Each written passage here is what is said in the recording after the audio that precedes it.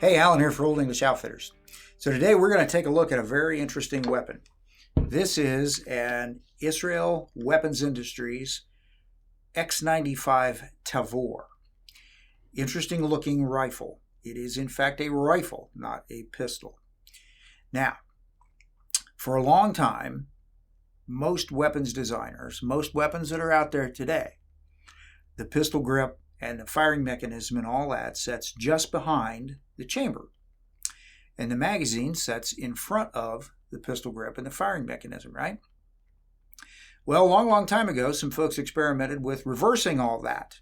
And there have been various iterations of that over the years, right? Well, this is one of the latest. This is Israel's weapon. They're arming most of their infantry with the military version of this firearm. But this basic design is what's called a bullpup. And the reason it's called a bullpup is because the whole thing is very small and compact and kind of tough looking, sort of like a bulldog puppy, right? But the interesting thing about it is everything's kind of backwards. It's kind of sort of reversed.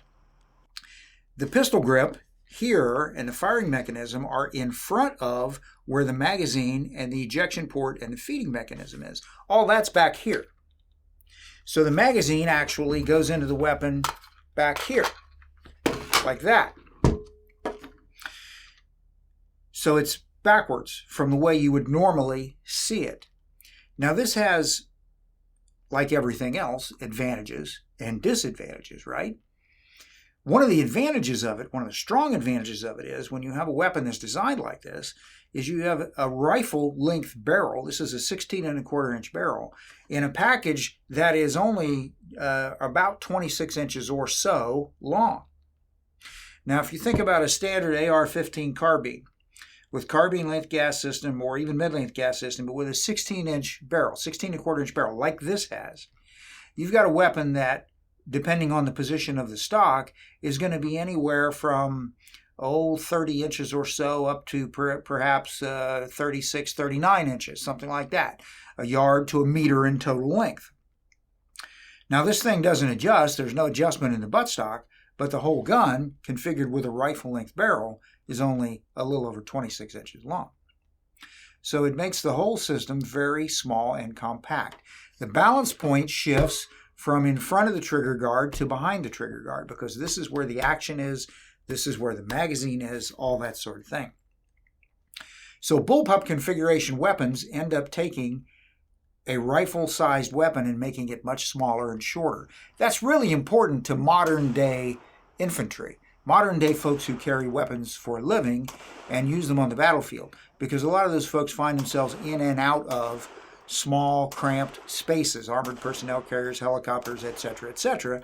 So having something that's very small and compact makes it a lot handier than something that's much longer.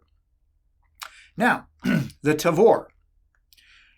Israel, a number of years ago, developed a bullpup rifle called the Tavor 21. It was the predecessor to this. It was a very good weapon. They issued it, used it, and took the lessons they learned from it and incorporated a lot of those improvements into this weapon. Now, Israel Weapons Industries makes this in Israel, but it is brought into the United States and marketed through their facility here in Pennsylvania. Middletown, Pennsylvania is where they're located. Because it is a foreign-made rifle that comes in, it has some American-made parts in it, okay? Has to do that in order to comply with current federal regulations. One of the American-made parts that you have to use with this weapon is the magazine. Got to use an American-made magazine. You put a foreign-made magazine in it, you just violated how many parts it's supposed to have. Now, we can argue the right or wrong of that all day, but we're not going to do that here. Point is, comes with a window Magpul PMag. It's configured for standard NATO-type magazines. So alloy magazines, PMags, all those things work. Metal magazines, 20 round, 30 round, doesn't matter. They all work. So it's a very well thought out system in that regard. We have some QD sling swivel points, and I'm going to pull these off for just a minute. There's one here. There's one up here at the front. And then on this side over here, there's one there. And on this side over here, this one's capped. But everything on this thing is very switchable. You can actually send it to them. They can switch everything over to a left-handed configuration, which would move that cap over to this side, open that up for a swivel. A swivel here and a swivel there gives you the ability to carry this weapon right down the center line of your body like much modern training teaches you to do. It also enables you to easily sweep the weapon away from your pistol side so you can access your handgun. So, just over 26 inches long, starting from the front, we have a standard M16 AR-15 type flash suppressor. On each side and on the bottom is a Picatinny rail configured for this one that we were able to get our hands on to shoot for this evaluation. Has a Magpul Foregrip on it. This is really nice because it enables you to keep the weapon in close, and all your bodies, all your arms, everything's close, keeps it where it's strong, makes it very easy to hold for an extended period of time. There are rail covers on all three of these. Obviously, this rail cover was taken off to put this on. There's rail covers on the other side. So you can pull those rail covers off. You push the button, they slide off. So you could put a flashlight or a laser or a combination or whatever you want up there on that. On top, we have a full-length Picatinny rail. Full-length meaning from the front of the action to the front of the handguard. We don't want it back here because back there is where our cheek weld is going to be. This particular one has a Vortex Crossfire red dot on it, which works really nicely. But nested inside this rail is a rear aperture sight, and up here a front post sight, which co-witness with this Vortex sight very nicely. The aperture rear is not adjustable, but the front one is. You turn the screw and you can move it left, right for windage zeroing. You can move it up and down, just like you do an AR sight for elevation adjustment. So you can zero up your iron sights and use them as backup in case whatever optic you had went down. This rifle, as you can tell, is intended, it's kind of built for modern optics. Israeli thinking of looking at the battlefield and saying, hey, we need weapons that need to mount these modern rugged optics. Well, here we have it. The front sight also has a tritium ampule in it, so it glows in the dark. So it could be used with the rear sight to co-witness. You could even leave this off and just use that through it if you wanted to. If you wanted to preserve this for some reason. If it broke, you just use the front sight. So all this comes up. When these are not in use, they literally disappear right down into that top Picatinny rail. The ejection port is on this side, and of course, like we talked, it's reversible, all right? An interesting thing about the US version of this is this rubber butt pad. Now, this thing doesn't have very much recoil. It handles really well. But the rubber butt pad is a little thicker on this than it is on the Israeli version because we're up against US regulations again. So we got to meet certain length requirements, and this butt pad helps do that. Okay? Underneath here, this is where the magazine goes, right there. And right here, we have this little thing that's sticking down. This is the bolt lock. So if I push it, it closes the bolt. To lock the bolt open, because of the location of this, you pull down on the charging handle and push on the bolt lock piece right there, and then that latches the bolt.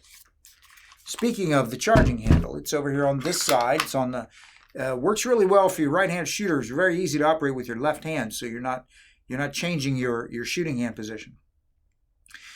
The charging handle floats a little bit when you lock the bolt open, but when you push it forward, if you look closely at it, there's a small little piece right there that acts like a forward assist. Push it, it just locks it, so it's not floating around anymore.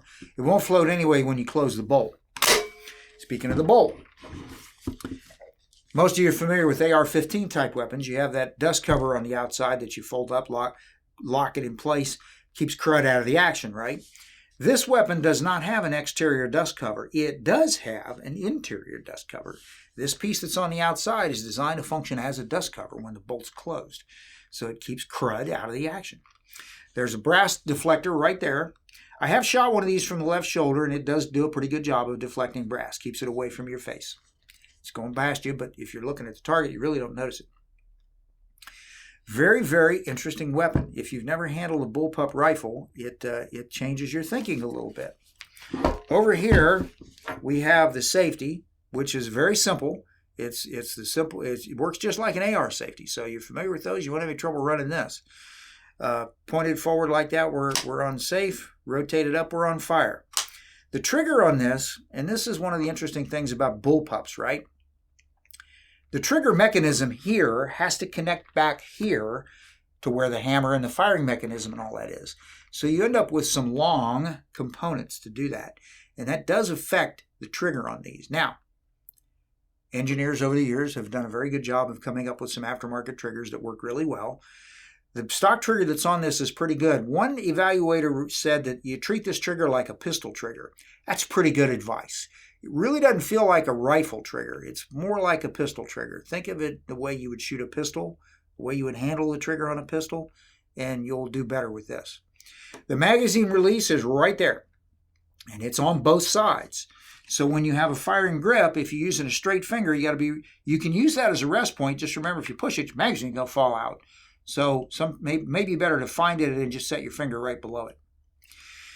The trigger guard itself with this big old hole here is really different than most of us are used to. It does expose the trigger a little bit. Makes safety management important, right? There is a retrofit piece. This whole assembly comes off really easy. There's just a screw in the bottom of it. There's a retrofit piece that will give you more of a conventional looking trigger guard here. So if that's to your taste, you can get that from Israel Weapons Industries. Doesn't cost much, shouldn't take much to put it on. This piece right here, one of the things that the Israelis teach is when you're shooting it, you can use this as another point of contact. So if you're using the front pistol grip, you could set your arm in there, or you could set it in here like this. Set this against your forearm. It gives you an extra point of contact if you're trying to shoot the rifle more precisely. The action on this, it's gas-operated, semi-automatic rifle like most things are.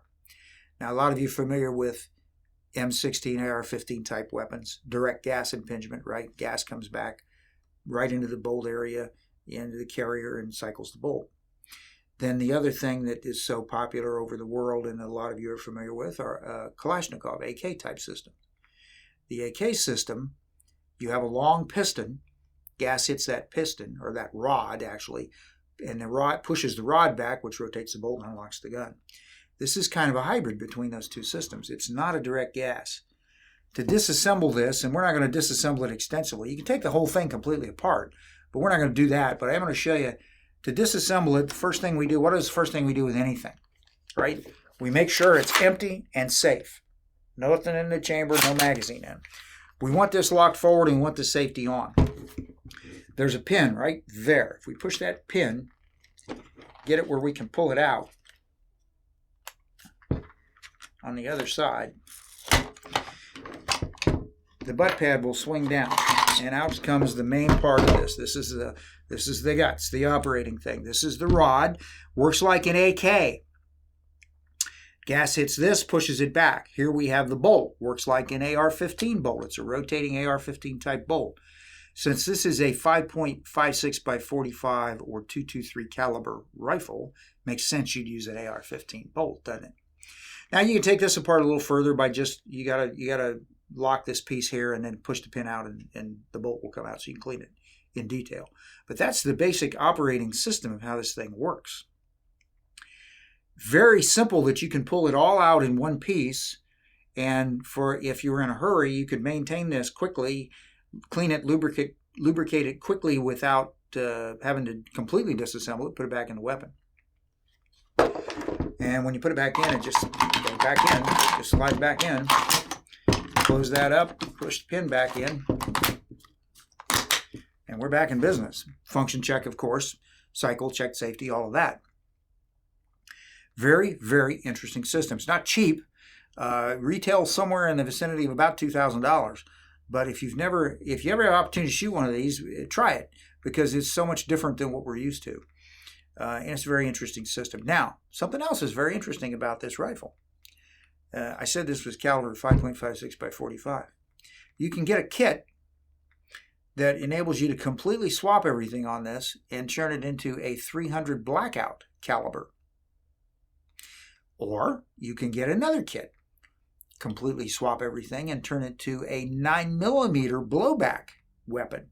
Uses Colt SMG or Uzi type standard straight stick magazines.